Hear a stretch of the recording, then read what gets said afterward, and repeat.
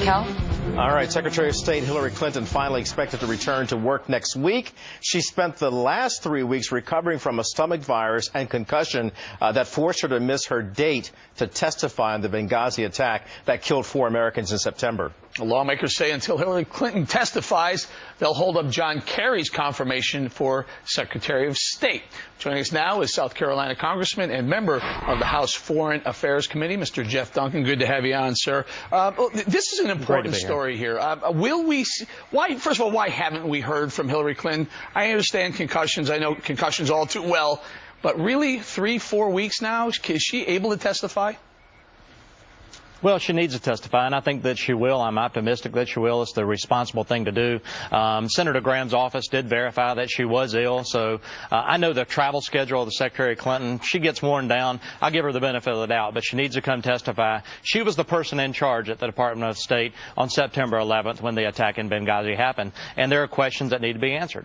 There have been some people who have criticized the Secretary of State, Hillary Clinton, for what happened in Benghazi, and because of that, there's been the innuendo that she didn't want to testify. However, I don't see that being part of her character. Do you think that she will testify this month? Because she's the kind of person who would like to put this all to rest before she actually retires.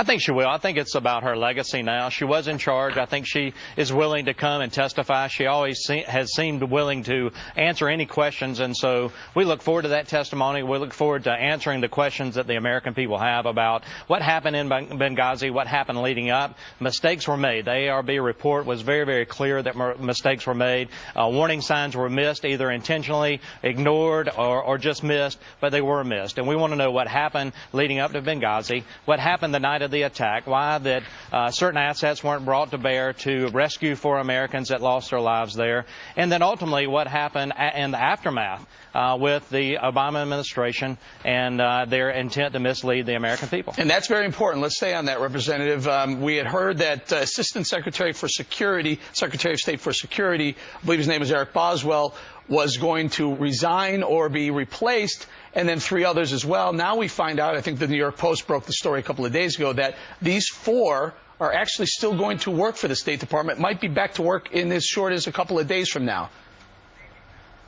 Well, that's disgraceful if they're still working at the Department of State. The American people want accountability. The Secretary needs to come and testify whether these folks are still working for the Department of State or whether this was a true resignation. Are we seeing more and more smoke and mirrors out of the Obama administration? These are questions, legitimate questions that need to be answered by the Secretary. Well, what do you think? I mean, we saw the little headline. I don't know if you could see that. The headline was "Bogus Resignations?" ? What do you think?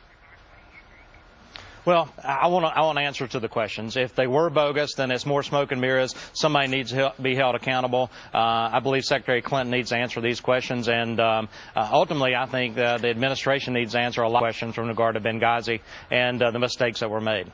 Primarily because this was due to systemic failures all along the chain, and we need to learn so that we can move on from that. Sir, we thank you for joining us today.